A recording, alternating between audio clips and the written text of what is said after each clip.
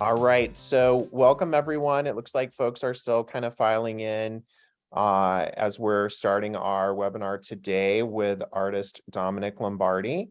I'm David Tanner. I am the Dean for Arts and Cultural Resources here at Albright College. A few thank yous. Certainly, I want to thank Dominick for allowing us to showcase his art in the Freedman Gallery. It's a great exhibition, really, I think going to be something that all of you will connect with. It's got some whimsy and some fun, but also some very interesting concepts that he's exploring that I think you guys will find to be very engaging. In addition to Dominick, I also want to thank the CFA staff that are making all of these things possible. Stephen Nicodemus is our assistant director in the CFA, and he's one of the team members running the things behind the scenes today for our virtual event, as is his intern, John Villano. Kate Mishricky is our registrar. She helps with all the loan processes there in the gallery. We also have Rich Hauk, who's our preparator, who worked with our artists to hang the show. And then we have Heather Hoff, who for a long time has been the CFA administrative assistant and just was promoted to a position as director of event planning, but is still certainly helping us out with all things CFA. And then certainly our gallery attendants who are there every day to make sure that the gallery is in working order and to greet you as you come in. I'd also like to thank all of the members of our VAC committee, that's our visual arts committee. They help with all things gallery related as well. That's chaired by alumnus Jaap van Leer. And I want to make special mention of Matt Garrison, who brought Dominick to our attention. Dominick has written for us in the past as well about other shows. He's provided the critical essays for trifolds and catalogs. And that relationship was because of Matt. Matt brought him to our attention.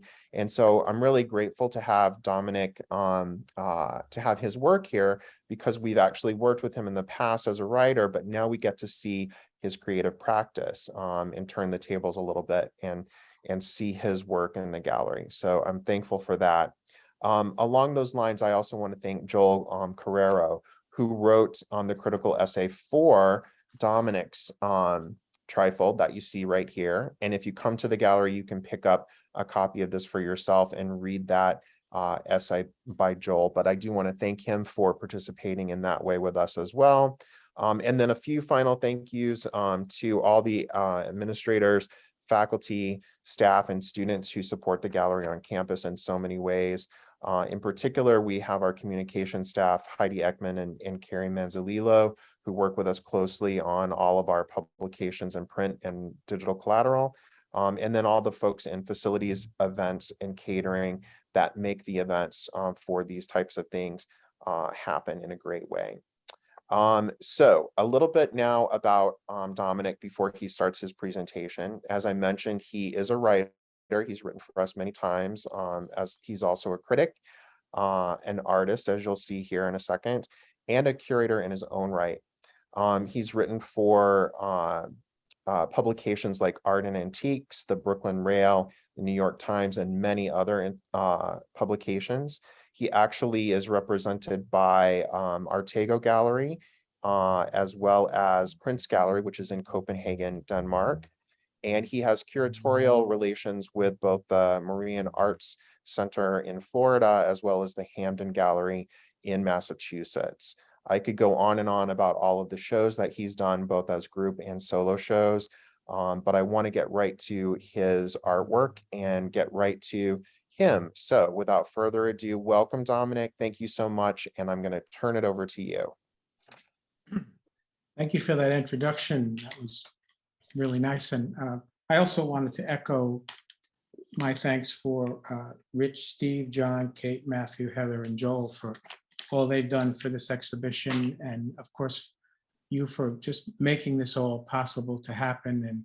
And it's a nice way of getting out of COVID and sort of getting my work that I had done during COVID into a space. And I thank you for that. I guess we should start with the slides. Sure, let me bring those up for you. Okay.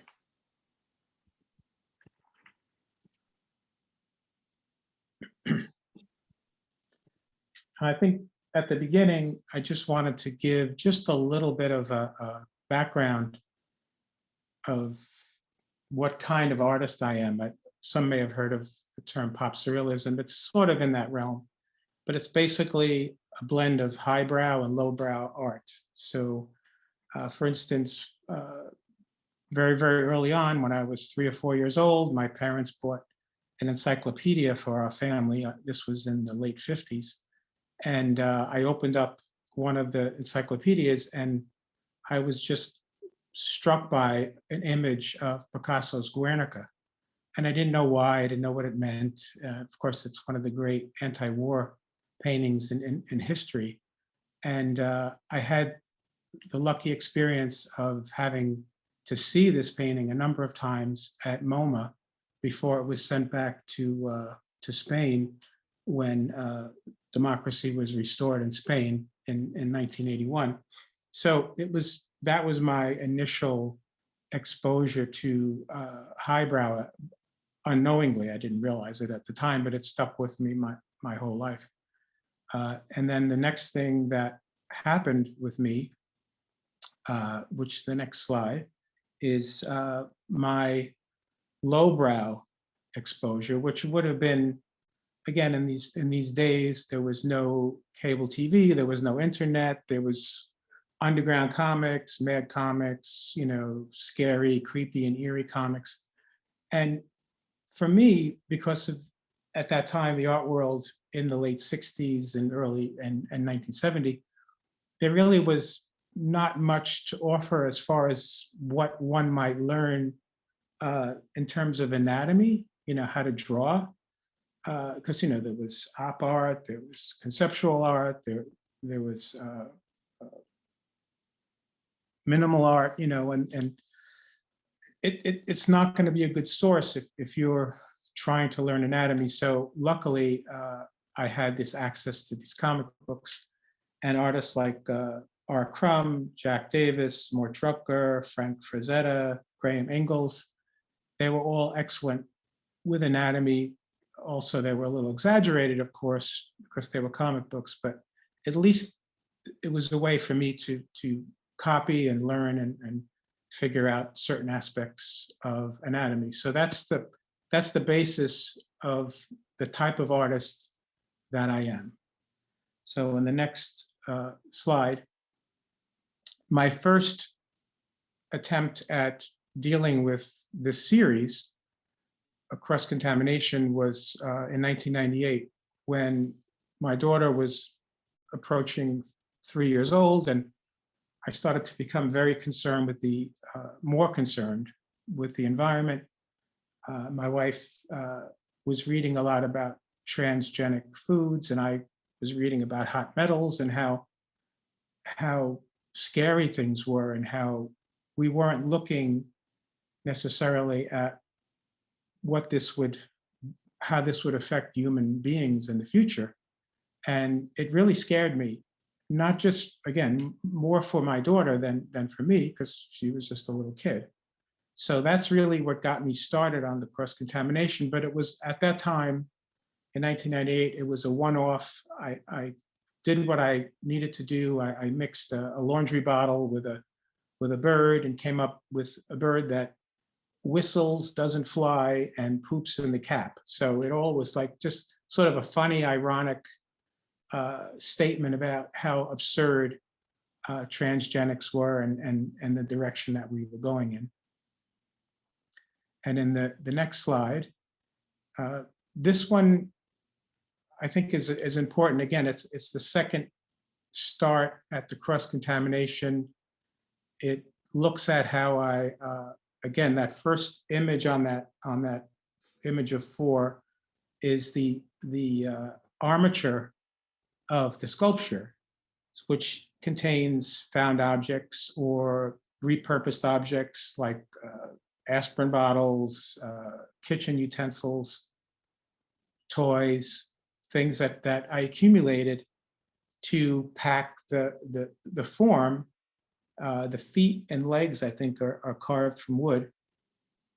And then on top of that, I put a mixture of paper mache, acrylic medium, and gesso, and then painted it and built up this form. And then anything that exceeded the space of the form was left untouched. So it sort of shows my interest in repurposing material, which really comes from my first job as a carpenter's helper with my father and grandfather.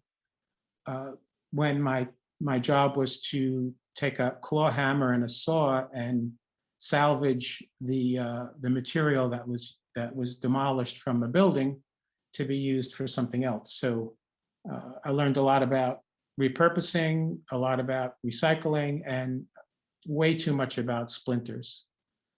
So that was not so good, that part. But okay, so the next slide.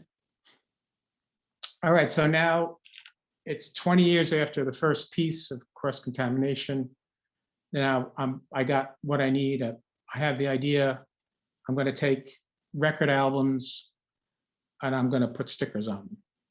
Before I do that, though, I want to paint some things out to make them a little bit more absurd, to make commentary about the figure on the album. So in this instance, I painted out the object that this gentleman has his left foot on, put in the water that would have been there if that object wasn't there, painted out some of the lettering in the sky, and put on these stickers, which at this point in time number in the thousands. They're all hand drawn, they're all unique. And I was using the term ready street. I just felt like this person, no matter what he was about to do, he was ready. I mean, there was just nothing he couldn't handle. And it's sort of my way of adding humor to my work, which can lean more toward the lowbrow, and then keeping in the space of the highbrow, which is a serious album. So I think there's one more example of, yeah, this is Barry White, Rhapsody in White. Painted out the top lettering with acrylic paint, matched the blues, matched the grays, and then put on the hand-drawn and cut stickers. Again, just to add a little humor, play with the form, play with the composition. All right, so next one. All right, so the next stage, I think I did about 12 of those album covers, and I felt like I really should start to expand the series, which is very important to me when I'm working on something.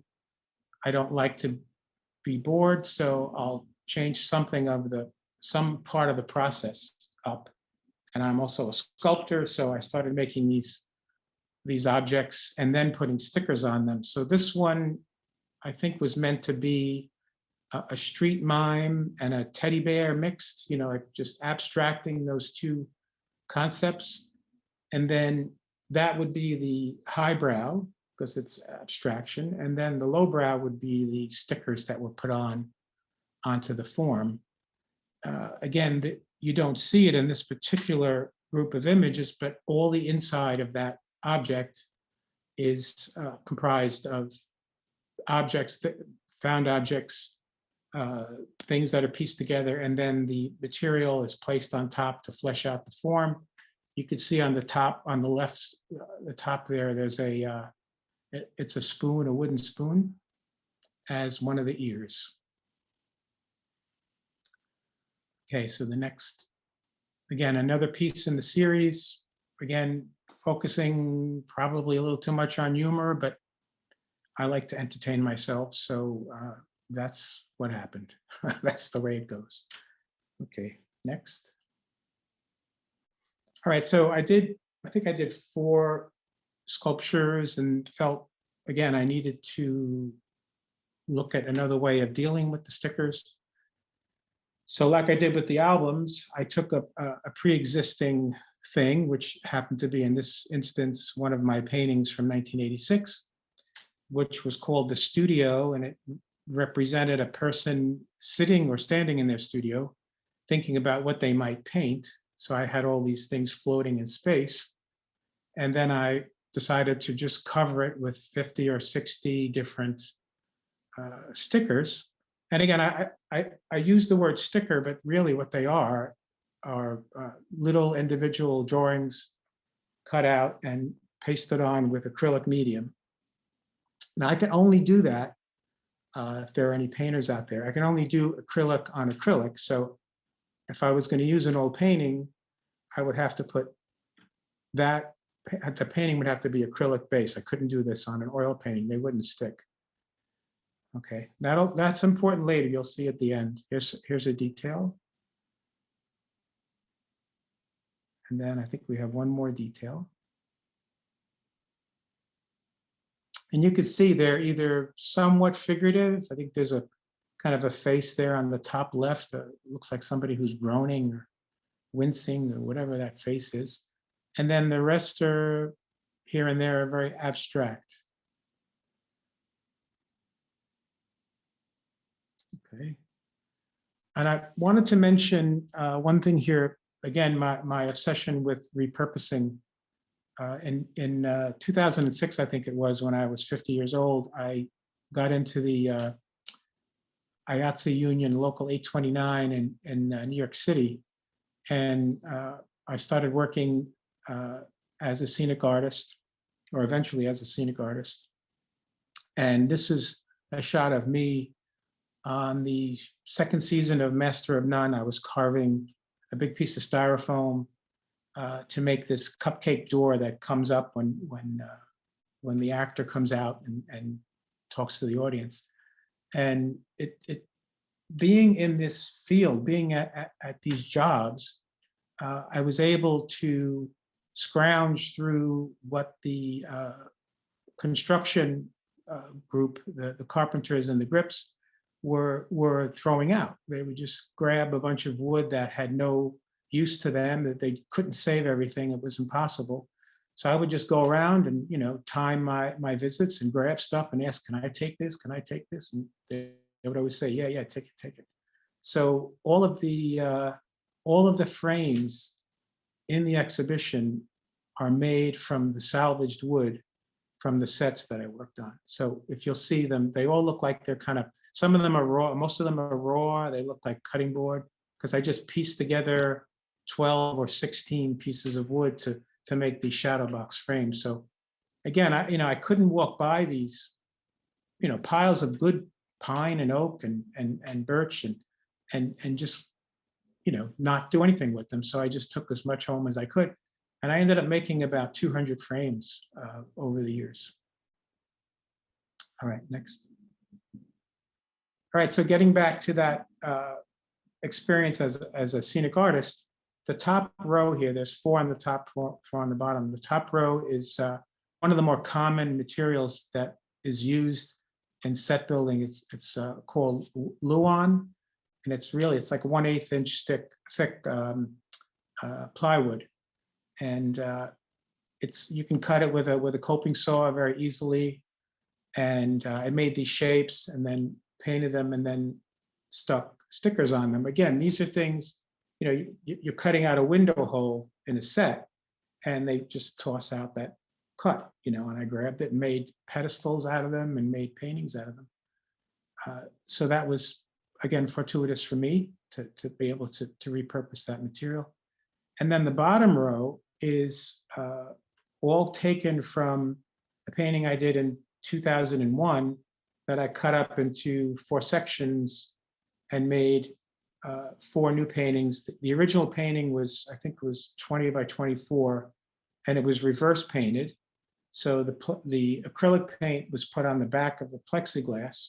So I basically was left with a sheet of clear plexiglass that I can just sand and then lightly sand and coat with acrylic medium and then glue on these stickers.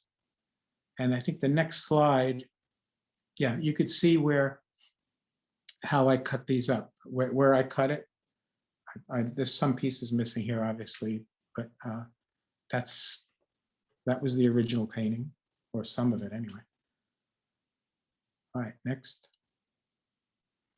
And this is basically my setup in the studio when I was working on the stickers, I would have a few hundred stickers available, set up almost like a drum kit, and I would just kind of sneak in there with my seat and had my painting on the easel, and I would take little loops of blue tape, put it on the back of the stickers, and then place them on the painting to see if they look right. And if they look right, I took one off at a time and coated the back with acrylic medium, coated the painting with acrylic medium in that spot, and then just with a good brush, forced it to the surface of the canvas until I was finished sticking on stickers. I'll explain the overall process. I think is coming up in a later slide. We can move from there. Yeah, so this is the one that I broke down. So this is an example of what I call the main phase of the cross-contamination with stickers series. And they were all done on stretch canvas. So the next slide, I'll show you what happens here. So I stretch the canvas on stretchers, and it's unprimed. And then I'll go in with a series of watery stains made from acrylic paint and acrylic medium. You'll find if you just water down acrylic, it's not strong. So you put a little medium in there so it has a little glue in it. And it builds up and builds up and builds up until I get the abstract shapes that I want as my base. Then the second stage, you'll see on the right, I don't know if you could tell, but if you see on the top right, there's two separate drawings glued face down. And then on the left, there's one long drawing that's glued down, and then two on the bottom that are glued down, little tiny drawings. And then one on the bottom right, all of that whole 2/3 of that quadrant is glued face down. Now, the reason why I glue things face down is two reasons. One, I'm going to take the paper off with once it dries with water and a coarse brush so I can peel the paper off.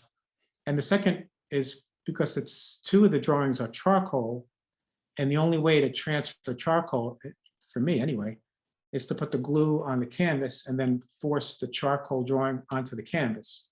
If I try to put the acrylic medium or the glue on the face of the canvas, it'll smear the charcoal and it'll be a mess. So you'll see the next two slides. Next slide.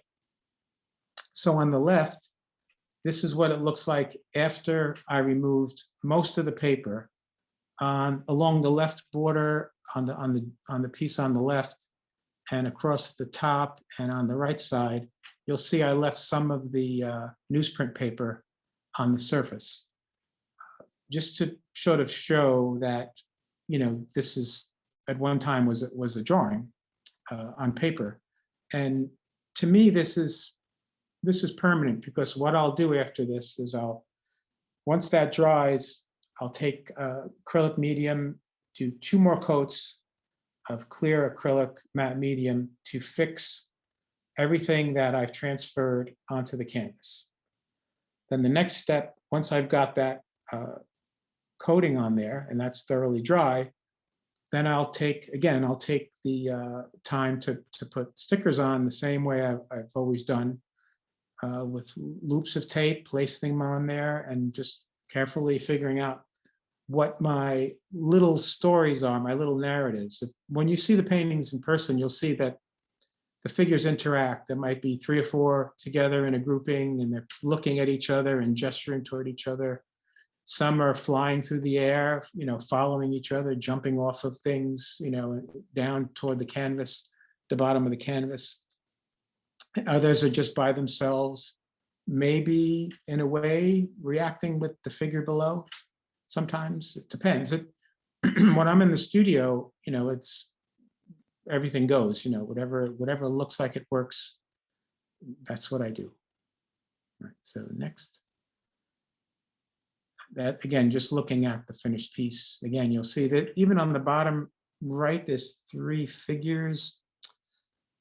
You'll see one has his hand up with looking like he's throwing something, and the other one is egging him on, and then the other person there kind of got knocked over. I don't know, it's just What it means, I have no idea, but it's good for me. It works for me.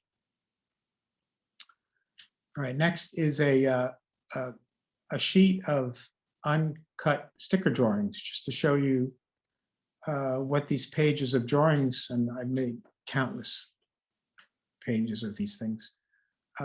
This, again, even I forgot to mention that when I was talking about the Luan, those 2 rows of the cutout Luan and the bottom cutout plastic paint, plexiglass paintings, that was when COVID started. So because I had all this time, right? There was no place to go. You couldn't go anywhere. You were afraid to leave the house. I spent so much time in the studio and drawing, and I got deeper and deeper and deeper into these drawings, which to me are very automatic. It's hard to be completely automatic, to not be thinking at all about what you're drawing.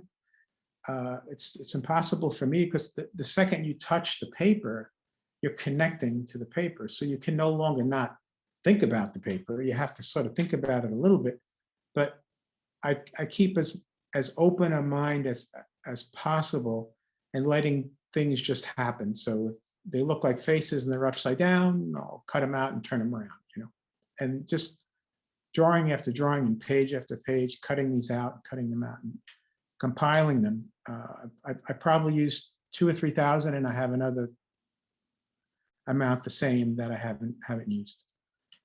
So that's that one. This is another example of one of the pieces. You can sort of see the pink and yellow abstract painting in the background. You could still see the different types of drawings that I transfer, the charcoal and the ink drawings. The charcoal drawings are from my 27 years teaching life drawing. And those are the demonstrations I did for the class. So sometimes I would do a 2-minute demonstration. Sometimes I would do a 5-minute demonstration. Sometimes I would do an 8-minute or 10-minute. So none of them, I think, were more than 10 minutes, but they were quick renderings of the model, just to give students a route of tackling the model, whether I did the shading first, whether I did the line first, and whether I did the shading and the line at the same time. And then the drawings, these ink drawings that are 2 on the bottom left and 2 on the top right, were the basis for sculpture ideas. So those are little studies. So there's 3 different types of drawing. There's studies for sculptures, there's life drawing, and then there's these crazy stickers.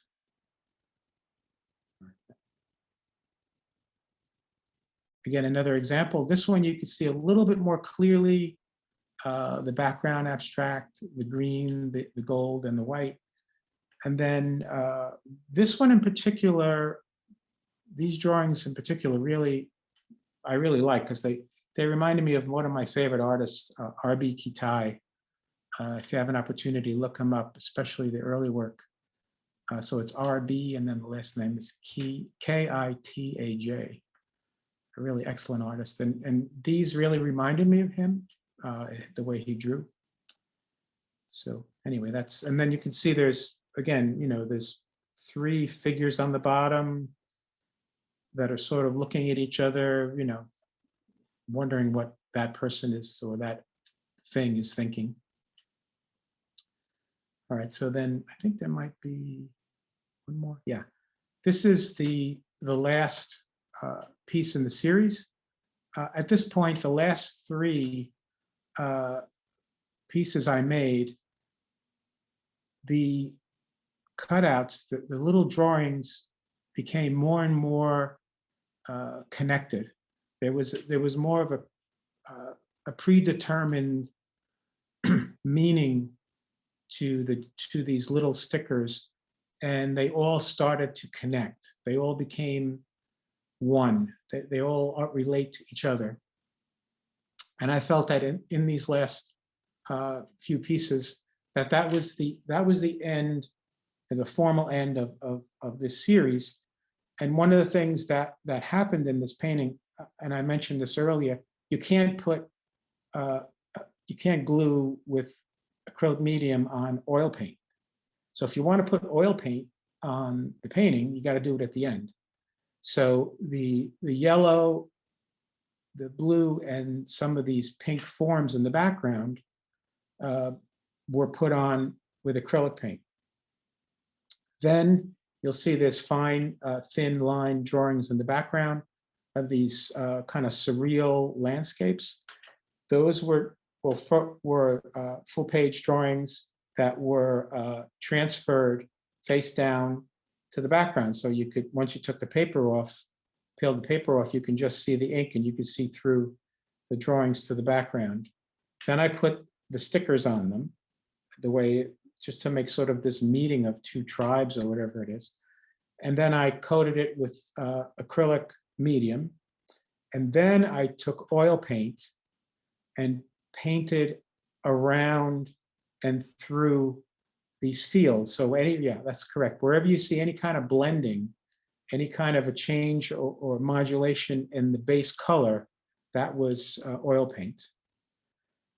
So from there, from that series, I jumped to painting with oils. So that just kind of how one thing leads to another, how artists get inspired, and one thing ends and a new thing begins.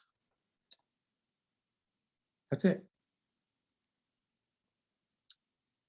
I'm done. You got to turn on your mic. There we go. Here we go. There we go. Thank you for that. Wow. I knew I was going to learn something, but I learned quite a bit. Even, after having spent some time with you and discussing your work. One thing I didn't realize was how you transferred some of those images onto the paintings and or onto the surface of the canvases and things like that as well. That was really interesting. And I think will be interesting as a process, as your whole creative process, to many of the art students that are here.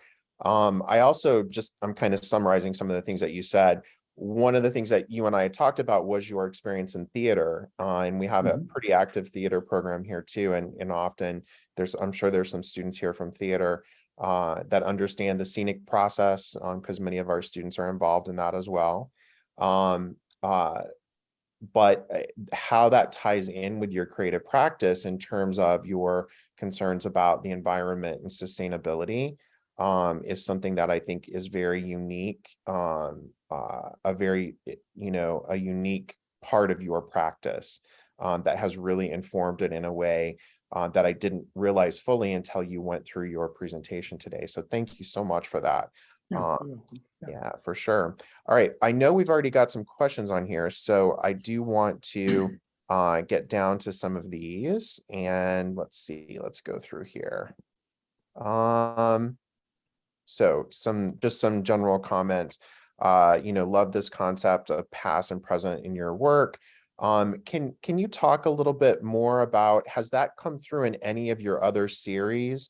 Where you're really, revisiting something that you've done before, or was that really specific just to this?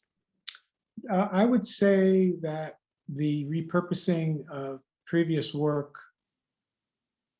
probably of my own work, probably started in the late 80s.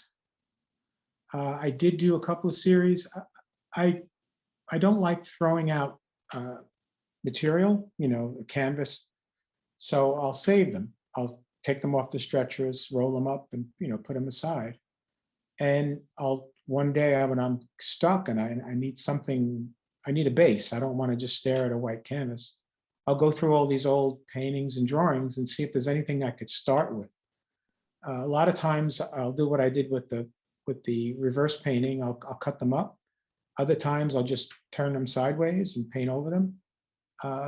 There's a couple of paintings on my website and also in that catalog that you have, where you could see that I repurposed old paintings. And there's something really special about that, because I started oil painting when I was really young, 8, 9, 10 years old.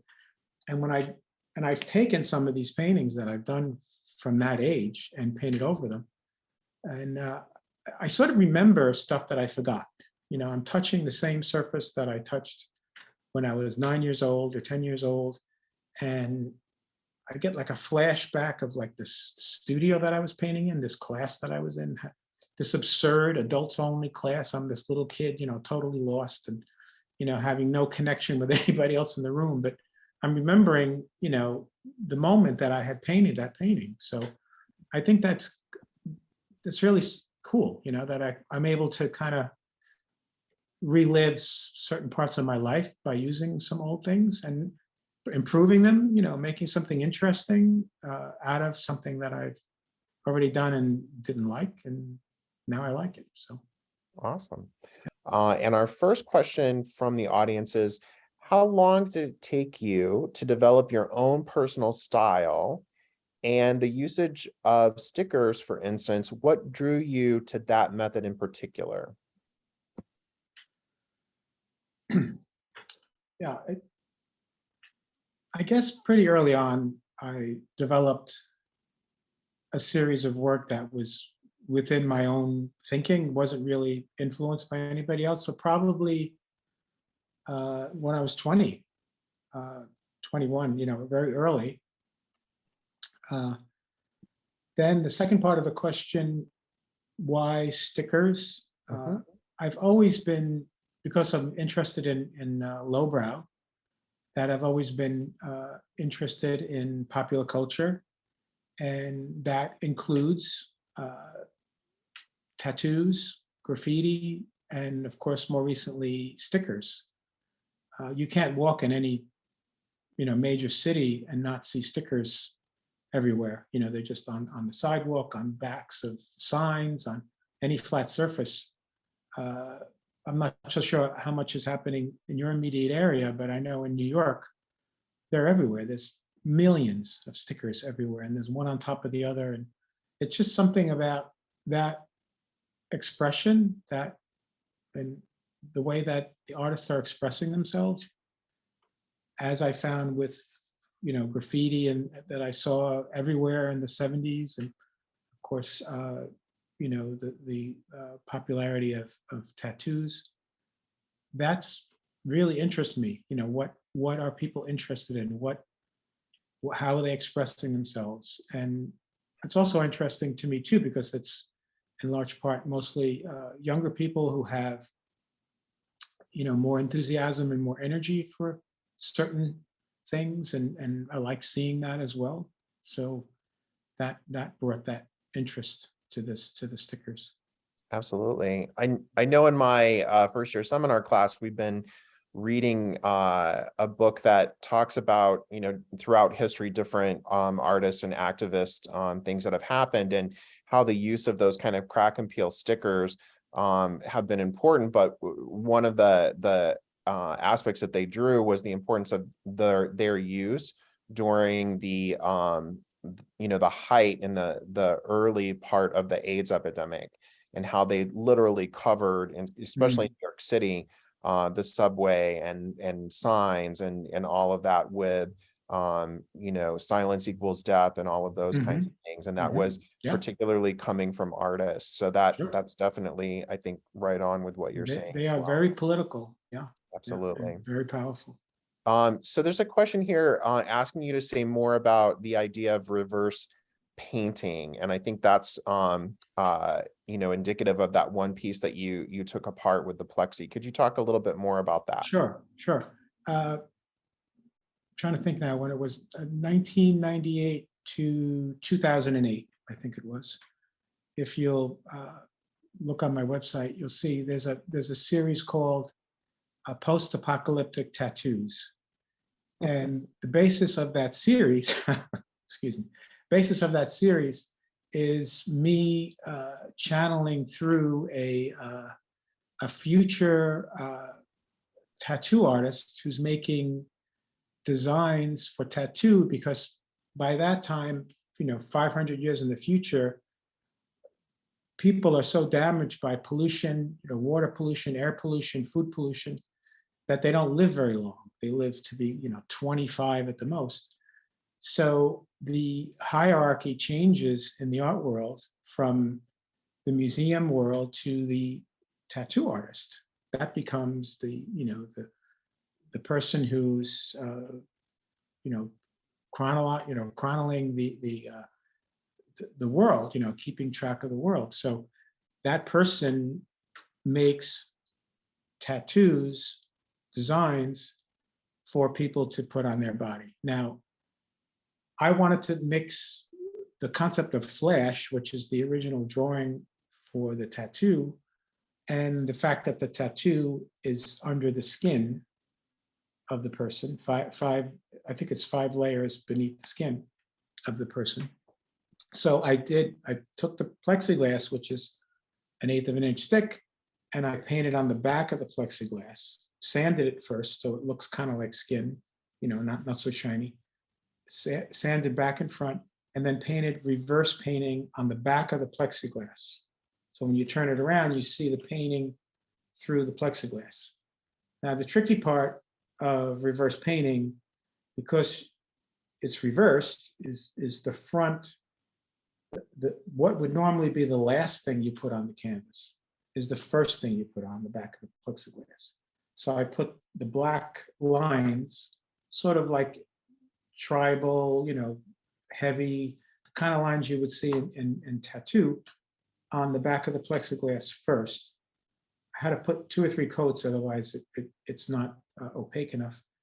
And then on top, over that, I would work in the color one by one. I would put the different colors in the backgrounds of these black lines to make these reverse paintings. You commonly see reverse paintings on old, grandfather clocks sometimes. They paint on the back of the glass. It's not uncommon to paint reverse, but I think in this particular instance, I needed that look, that slickness, that skin look, as close as I could get it to having it not on the surface. So that's how that works. So you could do it on plexiglass. You have to use acrylic paint. If you want to work on, I think, regular glass, I think oil is good. I'm not sure, but I think that would be the way to go. Again, you're painting on the back, so. Right. Yeah. And just like there's a trick to it, as you said, where you're starting and the thing on the top is the first thing that goes on there. Right. Just like with printmaking, you aren't, that's going to print in reverse, so you can't spell out the word. Exactly. You have to spell it out in reverse, knowing that once it's printed, it will be in the correct order. So Exactly. Yep. Interesting. All right, we've got a few more questions here. The next question is, are there any social events or happenings today that you've noticed and been influenced in your work? That's a good question. Not living in a vacuum, I would think politics, climate. I mean, there's just things that concern me as a human being. I think work their way into my work. It may not be, overt, but say, for instance, that post-apocalyptic tattoo series was about the destruction of us, about, money over health, power over compassion. So that became what that series, or that was what that series was about. With the stickers, because it was COVID, I think it was hard because, everybody was locked down and in fear. And I think I just replaced my social ability with these little things, these little, flashes, the stuff that just kept coming to me endlessly. And I think that in that instance, it filled that void. That what I'm working on now is more about self-analysis and looking at these stickers again and trying to flesh them out a little more. So I'll take one sticker and I'll look at it and I'll try to make a painting out of it to see well, what is this? Why did I do this? Why did this happen? And that kind of thing. So sometimes I could be really focused on current events and topical things, and other times it's more internalized and more, looking back into myself more. So it I was varies. just, I was wondering too, and I don't know if this is where that question came from, but having, hearing that response, a follow-up might be, is that final painting in the series where you have those two different tribes, do you Mhm. think that might be informed by kind of the polarization of Oh, yeah. what we're Mhm. seeing? Okay, Yes, yeah, yes, certainly in yes. politics, and yeah, Yep, the two opposing sides trying to come, in my hope, trying to come to some middle ground. Yeah, yeah. I mean, very that's insightful. definitely, that kind of seeps in, and that definitely is true. Very, very Absolutely. observant. Um, Our next question is, other than Picasso that you mentioned at the beginning, are there any other artists, those kind of highbrow artists that you mentioned, are there any other artists who've really influenced your work? Oh, yeah, there's so many. I mentioned one, R.B. Kitai, who's very important to me. Uh, Elizabeth Murray had a strong influence, or has a strong influence on me. Um, it's hard to name just a few. Uh,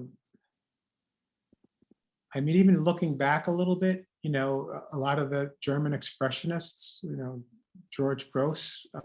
If you look at his work, you can see what kind of influence he would have had on my work. Otto Dix from that period, very strong influence on me. Again, because they were responding to the horrors of war, and that's an important subject. I think that's I'm kind of thrown off a little. I could probably name 10,000 tomorrow, but I can't think of any right now. Sure. Could you tell us the name? Because the next question is, can you say the name of the book that you were just talking about? And I think that's the Katai. Could you spell that again, and I'll type it out for folks. Sure. R, the letter R, Mm-hmm, the letter B, mm-hmm. and then Kitai is Kitaj. I'll post that And up there for folks. his early work, uh, very powerful, very interesting, a lot of tension, uh, strong personalities, sort of, and obviously we all love artists like Van Gogh, because the way the intensity that he gave to his subjects. And Kitai is, to me, very much like that. So for those of you who are looking for that, if you go to the Q&A section and you bring that up, it'll be in the answered section on Katai, how to spell that, if you're interested in looking that up. I do have one follow-up question, and this relates to something that Joel wrote in his essay. He says in their 1990 MoMA exhibition and catalog titled High and Low Modern Art and Popular Culture, Kirk Varndaho and Adam Gopnik addressed the historic effort to keep separate and distinct such activities as advertising, comics, and graffiti from the lofty realms of high art. There certainly have been other curators who have addressed kind of this aspect of, highbrow, lowbrow, bringing that together. I'm interested, when you curate, is this also a concern for you that you bring forward in your curation? Or is it just something you deal with as an artist? I think curating more than writing is influenced by my personal taste, if that's a good way of putting it. I'll do a pretty good percentage of shows that don't necessarily have artists that mix the two, but that are artists that represent each. So I did a show called Funhouse a while ago, and one of the artists was uh, what are those novels called that those love novels? What are they called? Pulp Fiction love stories. The ones that you see in the drugstores. For Oh, like a romance. romance novels. Yeah. She was a romance novel cover painter, and I loved her work, and I put her in the show because it's not high art, but it fit the show because the show was called Funhouse, and all the artists in the show had something peculiar about either the type of art that they did or what they did, and so that's a good example of that. Um, of course, I gravitate to like-minded people that think like I do, so I'll keep them in the front burner more easily than I might someone who I don't necessarily click with aesthetically, but like their work. So in order to avoid that, I'll keep a strong database of artists in folders, and I will do a show that has nothing to do with me or what I do, how I paint or sculpt. Sure. That's just as fun and rewarding. But there's something special about the ones that I could kind of, corral and sort of express my views. Uh, yeah, Awesome. yeah. I'll just say again, thank you so much, Dominic, for your time today, for sharing your artwork, sharing your vision, your artistic practice, your ideas, your thoughts. It's really been a pleasure to have you in the gallery, to connect with you, and to hear your thoughts on your creative practice today. So thank you so much. Oh, thank you for the opportunity. This was more fun. I was so nervous, but it was fun. Well, we hope that folks will come out and see you again. That's on Sunday, 2 to 4. You'll be here. I think some of your family's coming with you, if I'm not mistaken, Yes, hopefully. So wonderful. All right. Thank you all so much. thank you.